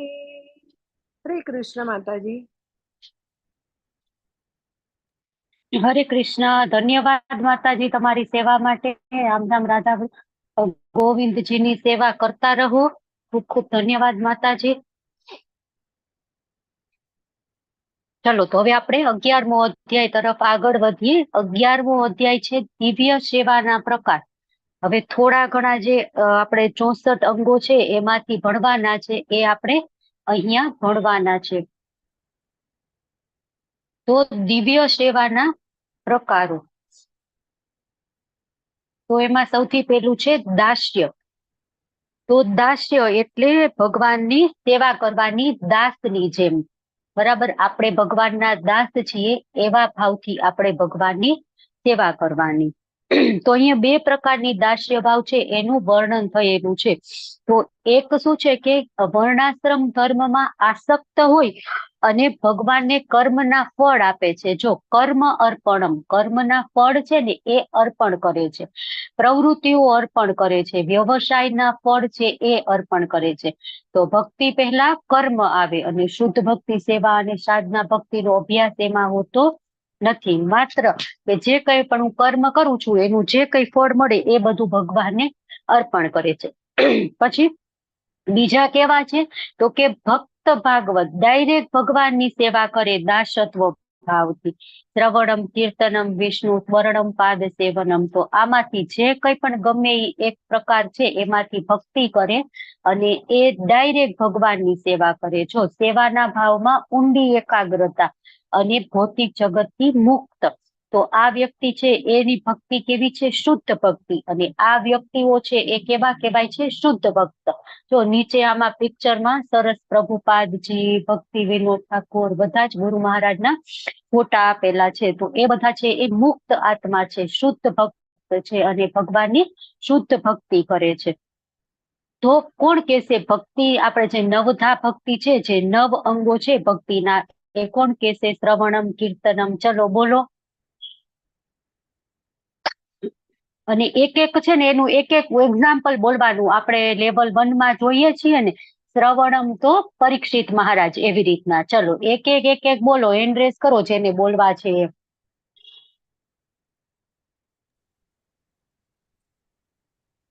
હરે કૃષ્ણ. દાસ ભક્તિ છે હનુમાનજી. લલિત કુમાર. કીર્તનમ ઓકે, સરસ. ચલો મીરાબાઈ. ઓકે, સરસ. દાસ ચલો ભક્તિ, હવે દાસ એ ભક્તિ છે. માતાજી હનુમાનજી.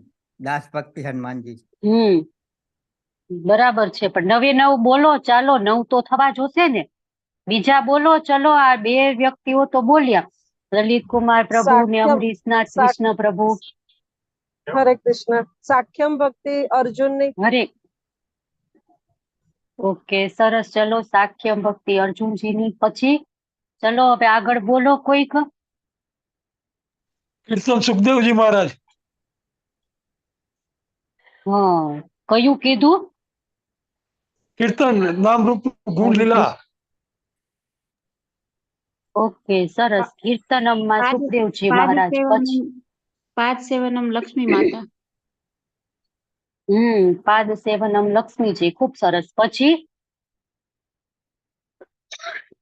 પછી અર્ચનમ, વંદનમ, દાસ્યમ. પછી વિષ્ણુ સ્મરણમ. શ્લોક આવડે છે? વંદનમમાં પ્રહલાદ મહારાજ.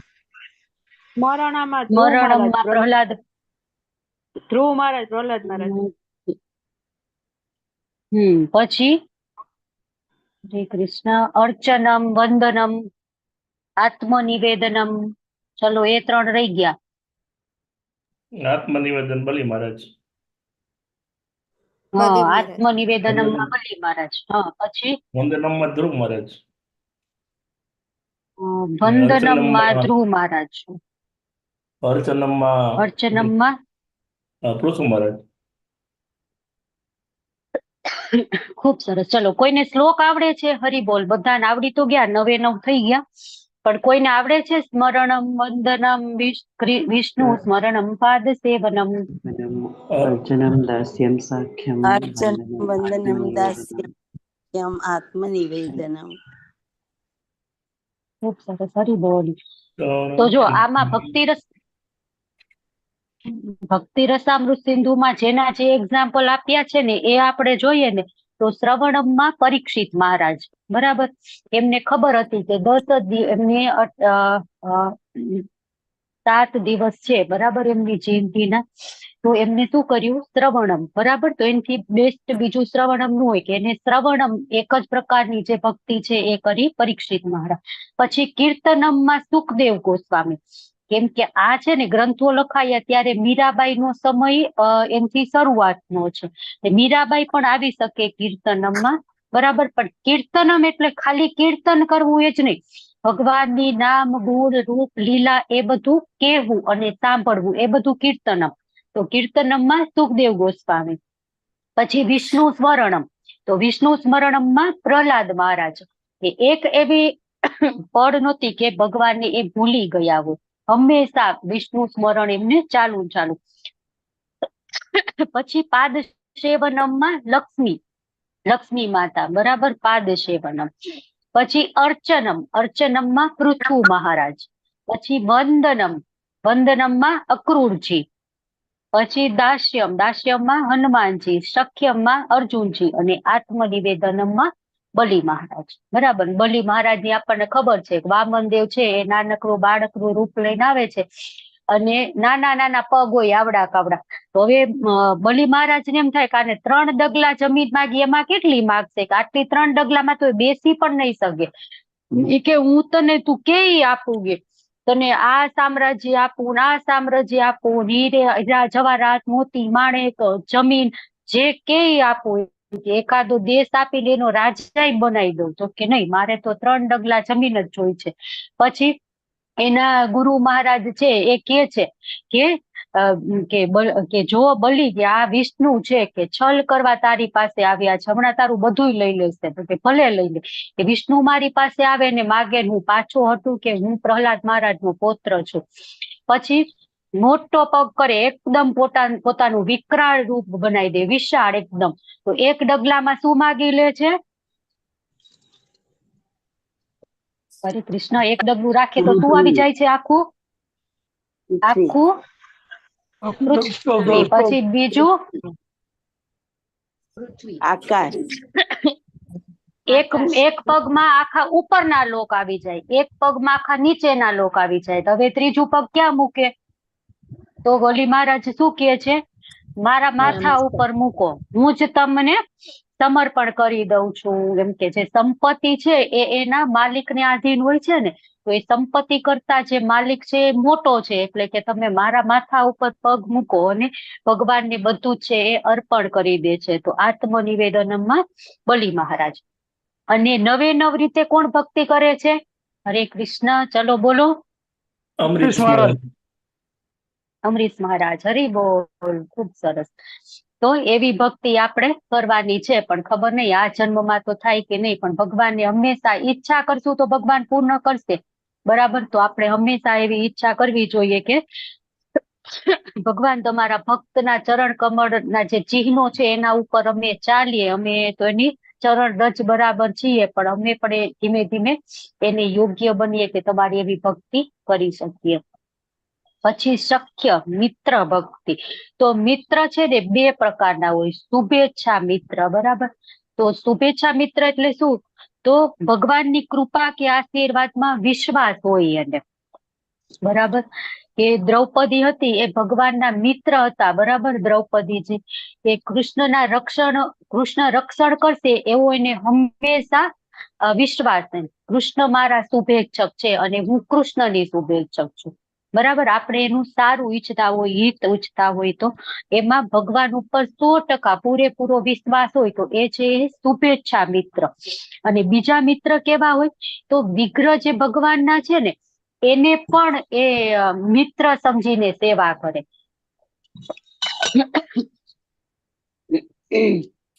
કે વિગ્રહ છે એ આપણને ખબર હોય, બરાબર, કે હવે એ તો આમ કેવાય ને કે શું કેવાય કે પથ્થરની અથવા તો તાંબા પિત્તળની કે પંચધાતુના બનેલા મૂર્તિ હોય, તો એની મિત્રતા એટલા ઉચ્ચ કોટીની હોય કે એ વિગ્રહને પણ મિત્ર માને, એની સાથે વાતો કરે, એની સાથે રમે, એની પગ ચમતી કરે, કેટલી વાર એનાથી રિસાઈ જાય. બરાબર, કે મંદિરમાં એ ભગવાનનો વિગ્રહ છે એની સાથે સૂઈ જાય, યા તો મારો મિત્ર છે એને રાત્રે નહીં ગમે, એવી રીતના. તો એવા 2 રીતના મિત્ર હોય છે. તો એ મિત્ર ભાવે અમુક લોકો ભક્તિ કરતા હોય ને આ ભક્તિ છે ને ખૂબ જ રેર છે.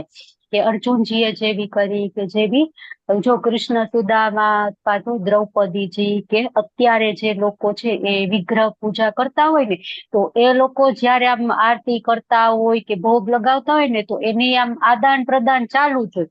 અમુક લોકો વાત્સલ્ય ભાવે કરતા હોય પૂજા, અમુક લોકો મિત્ર ભાવે કરતા હોય, અમુક પ્રેમી ભાવે કરતા હોય, બરાબર, અલગ અલગ હોય, પણ એનું ગુહ્ય હોય, એ બધાને કે નહીં કે મારે ને ભગવાન વચ્ચે આમ વાતો થાય છે એમ. એકદમ નજીકના હોય ને એકદમ વિશ્વાસ પાત્ર બને તો એ એક જ લોકોને, એક બે લોકોને કદાચ કે, બાકી કે નહીં કોઈ દિવસ.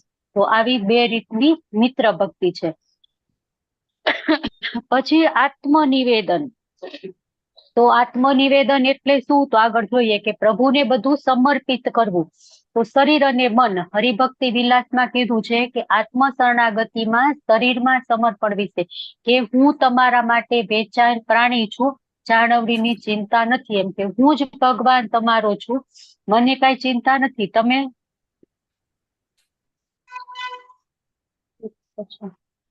મ્યુટ કરજો પ્લીઝ. હસી માતાજી, તમારું માઇક ઓન છે.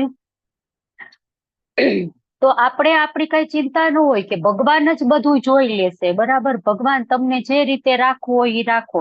તો એ છે એ આત્મનિવેદન. પછી આત્મા એટલે સ્વ. તો આપણે જોઈએ આત્મનિવેદન અને શરણાગતિ, એ બંનેમાં શું ડિફરન્સ છે, કઈ રીતે સમજી શકશું આપણે? બોલો, કોણ કહેશે?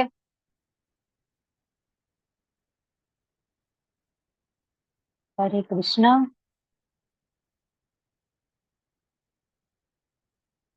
આત્મનિવેદન અને શરણાગતિ, આપણે કહીને કે ભગવાનની શરણાગતિ થવું, બરાબર. શરણાગતિનો શ્લોક કયો છે? કાર્પાણ્ય દોષો. તો એ શરણાગતિ અને આત્મનિવેદન, આ બંનેમાં શું ડિફરન્સ છે?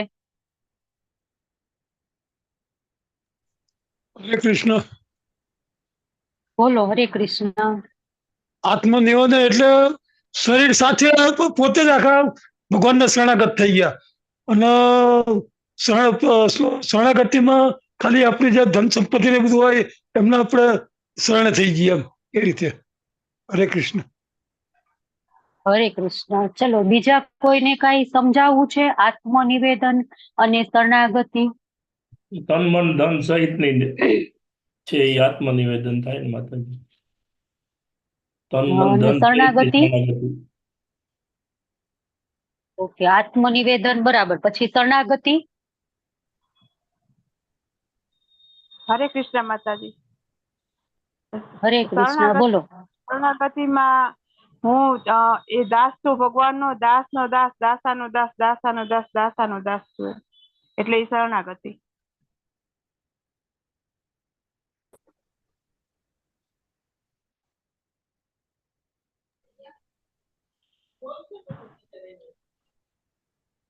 હરે કૃષ્ણ. આત્મનિવેદન અને શરણાગતિ બંને વચ્ચેનો ડિફરન્સ કોણ કહેશે? હવે કોઈને એડ કરવું છે કઈ? હરે કૃષ્ણ. હરે કૃષ્ણ માતાજી. આત્મનિવેદનમાં તન મન ધન સોંપી દેવું, અને શરણાગતમાં હું દાસ, દાસાનો દાસ, દાસાનો દાસ, દાસાનો દાસ છું, ભગવાનનો દાસ છું એમ. ઓકે, પણ એમાં તો કઈ ડિફરન્સ નો થયો ને. દાસ હોય એ પણ તન મન ધન આપી જ દે. હરે કૃષ્ણ. બોલો પ્રભુ. શરણાગતિ એટલે શરણાગતિ એટલે આપણે પોતાની જાતને સંપૂર્ણપણે ભગવાનને શરણ થઈ જવાનું. અને આત્મનિવેદન એટલે આત્માની શરણાગતિ ને આત્મનિવેદન કેમ હતા? આત્માની શરણાગતિ ને આત્મનિવેદનમાં આવી જાય. તો બંને એક છે, શરણાગતિ અને આત્મનિવેદન? નહીં, આધ્યાત્મિક શરણાગતિ થઈ ને આત્માનો, એટલે તો માતાજી. હરે કૃષ્ણ માતાજી. સરસ. ચલો, હરે કૃષ્ણ. બોલો. આપણે આત્મનિવેદન એટલે ભગવાન માટે પ્રાણ ત્યજી દેવા, તે હોઈ શકે? નહીં, એવું તો નથી ને. બલિ મહારાજે આત્મનિવેદન કર્યું હતું, બરાબર. તો એને કઈ પ્રાણ તો નતા ત્યજી દીધા. શરીર સાથે બધું આપી દીધું એમ આત્મનિવેદન એટલે નહીં માતાજી.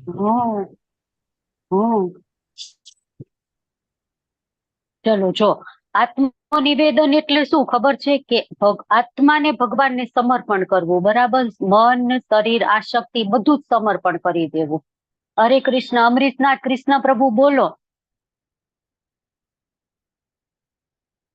માતાજી એના માટે જ હેન કરે તો મેં કીધું ને કે આત્માનું સમર્પણ કરવું, શરણાગતિ કરવું એટલે આત્મનિવેદન એ જ કીધું તમે. એના માટે હેન રેજ કરે તો.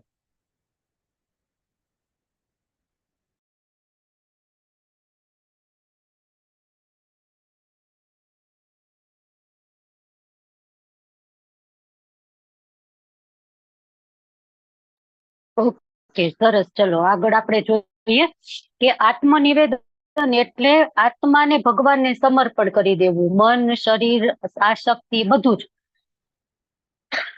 પણ શરણાગતિમાં શું તફાવત છે કે શરણાગતિમાં કઈ અર્પણ નથી કરતા આપણે. કેમ નથી કરતા? તો કે આપણે એવું માની લઈએ છીએ કે ભગવાન બધું જ તમારું છે, ભગવાન હું જ તમારો છું, હું તમને શું આપું. બરાબર. પેલા આત્મનિવેદનમાં એમ છે કે આ મારું છે અને હું ભગવાન તમને આપું છું. બરાબર. કે ભગવાન આ મારું મસ્તક છે, તમે એના ઉપર પગ મૂકો છો. બલી મહારાજ નો આમાં ફોટો આપેલો છે કે ભગવાન હું આ ત્રણેય ભુવનનો સ્વામી છું, તમે એક ભુવન આ ને એક આ બધું માગી લીધું, હવે ત્રીજો પગ મારા મસ્તક ઉપર મૂકો, મારા મસ્તક ઉપર. બરાબર. હું તમને અર્પણ કરું છું મારી જાતને. જ્યારે શરણાગતિમાં શું હોય કે ભગવાન હું જ તમારો છું, મારી પાસે અર્પણ કરવા જેવું તો કઈ છે જ નહીં, હું તમને શું આપું. એ શરણાગતિ. સમજાઈ ગયું ને બધાને? તો આત્મનિવેદનમાં આપણે સમર્પણ કરીએ છીએ, કાંઈક ભગવાનને આપીએ છીએ. જ્યારે શરણાગતિમાં આપણી પાસે આપવા માટે કાંઈ નથી, કે ભગવાન હવે તમને જેમ ઠીક લાગે એમ કરો, હું જ તમારો છું, મારી પાસે તમને દેવા યોગ્ય કાંઈ નથી. 100% શરણાગતિ આપણે કહીએ ને એ. તો આત્મા એટલે સ્વ વધુ.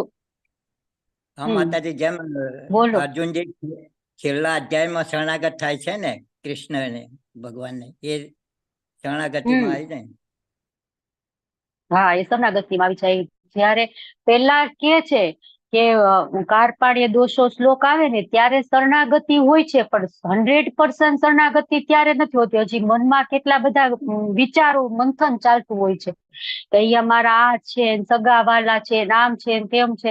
ભગવાન તમે કઈક જ્ઞાન આપો અને પછી મને એમ શિષ્ય પદ હું તમારું સ્વીકારું, તમે ગુરુ થઈ અને મારે આ બધા જે શંકાઓ છે ને એ તમે ક્લિયર કરો.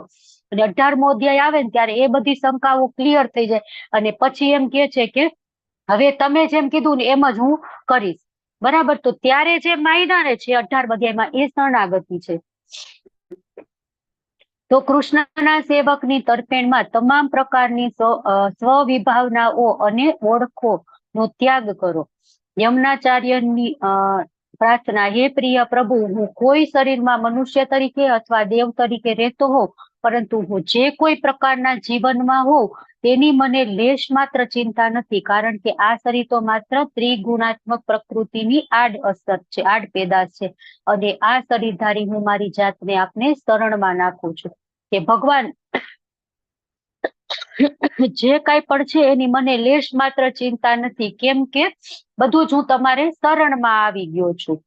બરાબર. તો હવે બંને વચ્ચેનો ડિફરન્સ તમને બધાને ખબર પડી ગઈ. બરાબર. આત્મનિવેદનમાં આપણે અર્પણ કરીએ છીએ, ત્યારે શરણાગતિમાં હું જ ભગવાન તમારે છું, તો હું તમને શું અર્પણ કરું. બરાબર. એ ભાવમાં ચેન્જીસ છે. તો આત્મનિવેદન અને શરણાગતિ. પછી મનપસંદ વસ્તુ અર્પણ કરવી. તો કોની મનપસંદ વસ્તુ અર્પણ કરવાની? હરે કૃષ્ણ. પ્રભુને ગમતી વસ્તુ.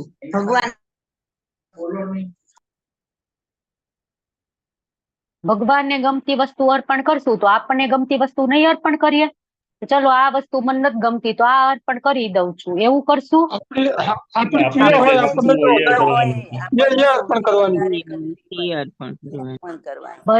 બંને અર્પણ કરવાની, આપણી પ્રિય અને ભગવાનની પણ પ્રિય. તો શું છે? ભગવાન કૃષ્ણ ઉદ્ધવને કહે છે, હે મિત્ર, જે કોઈ મને તેમની પાસેની સૌથી ઉત્તમ વસ્તુ અથવા જે તેને સૌથી વધુ પ્રિય છે તેનું મને સમર્પણ કરે છે તો તેને અનંત લાભ મળશે. બરાબર. તો એની પ્રિય વસ્તુ, એકદમ ઉત્તમ વસ્તુ, અને એ ભગવાનને પણ ગમે એવી વસ્તુ. તો આપણી પાસે જે કઈ પણ સર્વશ્રેષ્ઠ વસ્તુ છે, એકદમ એમ કે એક્સ્ટ્રા ઓર્ડિનરી, એ બધી વસ્તુ આપણે ભગવાનને અર્પણ કરવી જોઈએ. અમુક લોકો એમ વિચારે કે હવે આ મારી 4 વ્હીલ છે, ચાલતી નથી, મારે ધક્કા દઈ દઈને ચલાવવી પડે છે, તો ચલો ને મંદિરમાં મૂકી આવું, ત્યાં તો કેટલાય બધા બ્રહ્મચારીઓ છે, ધક્કા મારશે ને ચલાવશે. તો એ આપણે લીધું ન કહેવાય. બરાબર. આપણે જે બેસ્ટમાં બેસ્ટ આપણી પાસે કાર છે, જે એ વસ્તુ આપણે મંદિરમાં આપવી જોઈએ. તો એ છે એ આપણે દેવું જોઈએ. આપણને એમ થાય કે આ કઈક વસ્તુ પડી છે ને આપણે કોઈ યુઝ નથી કે કોઈ ખાતું નથી, ખોટી બગડી જશે, ચલો ને મંદિરમાં મૂકી આવું, એ બધા ખાઈ લેશે. તો એવો આપણો ભાવ હોવો જોઈએ નહીં. આવો આપણો ભાવ કેવો હોવો જોઈએ કે આપણી પાસે ભલે અહીંયા ઘરે ન વધે તો કાંઈ વાંધો નહીં, પણ જે બેસ્ટ વસ્તુ છે એ આપણે મંદિરમાં અર્પણ કરવી જોઈએ. જો દાન આપો ને તો પણ સર્વશ્રેષ્ઠ દાન હોય ને એ વસ્તુ આપણે આપવાની, એ આપણે દાન આપવાનું. અને આપણા માટે સારી વસ્તુ છે અને ભગવાન માટે પણ. આપણા માટે આપણે કંઈક લેવું હોય તો આપણે બહુ ખર્ચો કરીએ, બરાબર. પછી કૃષ્ણ માટે હોય તો કે ના ના આવે એટલો બધો અમે થોડુંક દાન કરીએ. હમણાં જો આપણું સરસ ટેમ્પલ બનવે છે ને તો એમાં રોજ આપણે દાન માટે અપીલ કરતા હોય ને કે બને એટલું વધારે દાન કરજો. તો જો આમ ભરવા જવું હોય આપણે, અથવા તો હોટલમાં જવું હોય, કપડાં લેવા હોય કે શૂઝ લેવા હોય, ગમે તો આપણે ન વિચારીએ કે આટલા જતા રહેશે કે આટલા જતા રહેશે. પણ દાન કરવાની વાત આવે ને, હું તો 2100 તો માંડ કરું, 5000 તો પછી ઘરમાં પ્રોબ્લેમ થઈ જાય એટલું બધું કઈ. તો તમે 5000 ના જૂતા લઈ લો છો બ્રાન્ડેડ, ત્યારે તો ઘરમાં પ્રોબ્લેમ નથી થતો, બરાબર. તો એવું ન હોવું જોઈએ. ભગવાન માટે આપણું બેસ્ટ છે એ આપણું આપવું જોઈએ. સારામાં સારી વસ્તુ છે એ આપણે ભગવાનને આપવી જોઈએ. તો આપણે છે એવી પોલિસી નહીં રાખવાની. આપણા માટે શીખ છે ને એ તો વ્યર્થ છે કે ગમે આપણે પૈસા ખર્ચું તો ઘરમાં તો આવશે ને વસ્તુ, પણ ઓલે તો આપણે આપી દેશું તો આપણા પૈસા ઓછા થશે. અમુક લોકોની એવી પોલિસી હોય, પણ એવી પોલિસી નહીં રાખવાની. ભગવાન માટે મનપસંદ વસ્તુ, એમ બેસ્ટ વસ્તુ છે ને એ ભગવાનને અર્પણ કરવી જોઈએ. પછી કૃષ્ણ માટે તમામ પ્રયત્ન કરવા. જો એક આ છે ને ભગવાનને અર્પણ કરવું, એમાં તો પેલાના સમયમાં કેવું હતું કે આમ મોટું બધું સર્કલ બનાવે, આમ ગોળ રાઉન્ડ કરે, પછી જેટલી પણ આવક થાય ને એ આમ એમાં સર્કલમાં ઉભા રહીને આમ ઉપર ઉછાળે. પછી એમાંથી જેટલી વસ્તુ એ સર્કલમાં પૈસા આવે ને એટલા ભગવાનના, અને બહાર પડે એના. એટલે મોટું સર્કલ હોય એટલે એમાં છે એ વધારે પૈસા એમાં આવે ને એટલે વધારે ભગવાનને અર્પણ કરી દે. પછી ધીમે ધીમે સમય જતો ગયો ને એમની સર્કલ નાનું થતું ગયું, બરાબર. હવે એકદમ નાનકડું સર્કલ પેલા કરતા હતા, એ સર્કલમાં પડે એટલા ભગવાનના, બહાર પડે એ મારા. એટલે નાનકડું સર્કલ હોય આવડું કે એટલે એમાં તો માંડ થોડાક પડવાનું હોય, બાકી બધા બહાર જ પડે, થોડાક ભગવાનને બાકી બધા. અને હવે કળિયુગમાં કેવું થયું છે, આમ ઉપર પૈસા ઉછાળે કે ઉપર રે એ ભગવાનના, નીચે આવે એ મારા, એટલે બધા નીચે જ આવે. એટલે એ પણ બંધ થઈ ગયું, બરાબર. એટલે કૃષ્ણ માટે આપણે એવું નહીં વિચારવાનું, આપણે બેસ્ટ વસ્તુ છે એ ભગવાનને આપવી જોઈએ. જો હમણાં થોડાક સમય પહેલા રાધા રાસ બિહારીજી કોરોના પત્યો ને પછી જૂહુ ટેમ્પલમાં તો સરસ ભગવાનના જે ડીટીના ડ્રેસ હોય ને એ સૌથી સારા ડિઝાઇનર જે છે એની પાસેથી ડિઝાઇન કરાવેનો એમનો હતો ડ્રેસ. તો કેટલાય લોકો ત્યારે એમ કે ભગવાનને આવા ડિઝાઇનર કપડા પહેરવાની શું જરૂર, ને આવા કઈ થોડા હોતા હોય નામ તેમ. એટલો કોસ્ટલી બન્યો હતો, એક ડ્રેસ કઈક 1.5-2 લાખનો બન્યો હતો, કેમ કે ડિઝાઇનર ડિઝાઇન કરે એટલે એનું થોડુંક એમાં લાગી જાય, અને ભગવાનનો ડ્રેસ હોય આમ પણ એટલો કોસ્ટલી બનતો જ હોય. તો આપણે ડિઝાઇનર ક્લોથ પહેરીએ તો ભગવાન કેમ ન પહેરે, બરાબર. તો ભગવાનને બેસ્ટ થિંગ અર્પણ કરવી જોઈએ. સારામાં સારી વસ્તુ છે એ ભગવાનને અર્પણ કરવી જોઈએ. પછી કૃષ્ણ માટે તમામ પ્રયત્ન કરવા. તો નારદ પંચરાત્રમાં કીધું છે કે ભગવાનના આનંદ માટે માણસે સર્વ ક્ષેત્રમાં કેવું વર્તન કરવું જોઈએ. તો જે માણસ ખરેખર ભક્તિમાં સમર્પિત છે તેને પ્રમાણભૂત શાસ્ત્રનું પાલન કરવું જોઈએ અને જીવન ટકાવી રાખવા માટે તમામ ફરજિયાત ક્રિયાઓ કરવી જોઈએ. તો ઉદાહરણ શું આપ્યું છે, આપણે ઉદાહરણથી આપણે સમજવું હોય તો કોઈક ભક્ત હોય ને તો એની પાસે મોટી ફેક્ટરી છે, એ ફેક્ટરીનો માલિક છે, તો એના 2 પાર્ટનર છે. તો એ છે ને એ ભગવાનને પણ ત્રીજો પાર્ટનર રાખે, ભગવાનને મંદિરને ત્રીજા પાર્ટનર તરીકે રાખે. એટલે જેટલો પ્રોફિટ થાય ને એનો 3 ભાગ કરે. એક ભાગ પોતે રાખશે, એક એનો બીજા પાર્ટનરને આપશે, અને એક ભાગ છે એ મંદિરમાં આપશે, બરાબર. તો એવી રીતના મંદિરમાં પણ એ ધીમે ધીમે દાન કરશે. એટલે કૃષ્ણ માટે બધા જ પ્રયત્ન કરશે, તમામ આપણાથી જેટલું પણ બની શકે ને એ બધું આપણે કરવું જોઈએ કૃષ્ણ માટે. પછી શરણાગત ભક્ત બનવું. તો આત્મનિવેદન એ ત્યાગના અર્થમાં છે. જ્યારે આમાં શરણાગતિ છે એ શ્રેષ્ઠ વ્યક્તિનું આશ્રય અને આશ્રય લેવાના અર્થમાં છે. શરણાગતિ એટલે આપણે જોયું એવી રીતના કે શરણાગતિ એટલે શું, કે જો મારો આશ્રય લેશે તો હું હંમેશા રક્ષણ કરીશ. નરસિંહદેવ કે છે કે જે મારો આશ્રય લેશે, જે મને શરણાગતિ થશે એને હું હંમેશા રક્ષણ કરીશ. તો આત્મનિવેદન અને શરણાગતિ. શરણાગતિ એટલે ટોટલ સમર્પણ. ભગવાન હવે તમને જેમ યોગ્ય લાગે એમ કરો. પ્રહલાદ મહારાજ કેટલા નીડર થઈ ગયા હતા ને, કે એને ઓલા ખીણમાં નાખી દીધા, પછી સાપથી ડંખ દેવડાવ્યા, પછી અગ્નિમાં બેસાડી દીધા, હાથીના પગ નીચે સુવડાવીને હાથી એના ઉપર ચલાવી દીધો, કેટલાય પ્રયત્ન કર્યા એમને મારવાના. પણ પ્રહલાદ મહારાજ એટલા અડગ ને એટલા એની ભક્તિમાં કે જરા પણ ડગે નહીં. અને ત્યારે જ નરસિંહદેવ છે એ એમને રક્ષણ કરવા આવે છે. નરસિંહદેવ એને એક આમ કેવાય ને કે એક આંચ પણ નથી આવવા દેતા. તો એવી શરણાગતિ હોય તો ભગવાન નરસિંહદેવ કહે છે કે હું એનું ચોક્કસ રક્ષણ કરીશ. તો એવું શરણાગત ભક્ત છે એવું આપણે પ્રયત્ન કરવો જોઈએ. પછી તુલસીની સેવા કરવી. તો સ્કંદ પુરાણમાં કહ્યું છે કે તુલસી સર્વ રીતે શુભ છે.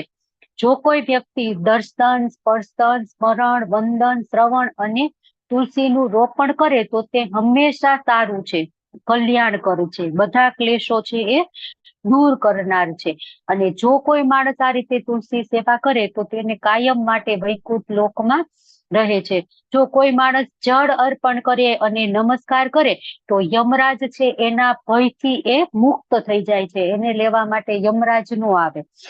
પછી ક્યાંય પણ તુલસીનું વૃક્ષ ઉગાડે, ક્યાંય પણ તુલસીનો રોપો છે એ વાવે તો શું થાય, એ કૃષ્ણના પ્રિય ભક્ત બને. પછી તુલસી દળ છે એ ભગવાનના ચરણ કમળમાં અર્પિત કરીએ ને આપણે તો ભક્તિ પ્રગટ થાય, ભગવત પ્રેમ આપણને પ્રગટ થાય. અને આમાં કીધું છે એવી રીતના કે દર્શન, સ્પર્શન, સ્મરણ, વંદન, શ્રવણ અને તુલસીનું રોપણ, આમાંથી કઈ પણ કરીએ તો હંમેશા માટે કલ્યાણકારી છે.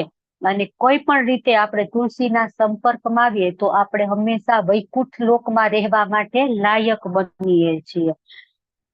તો આવી હજી તો કેટલી બધી તુલસી મહારાણીની મહિમા છે. આપણે બોલીએ છીએ ને કે વિષ્ણુ ભક્તિ પ્રદાયની તુલસી મહારાણી. તો તુલસી મહારાણી છે એ જ વિષ્ણુ ભક્તિ આપનારી છે.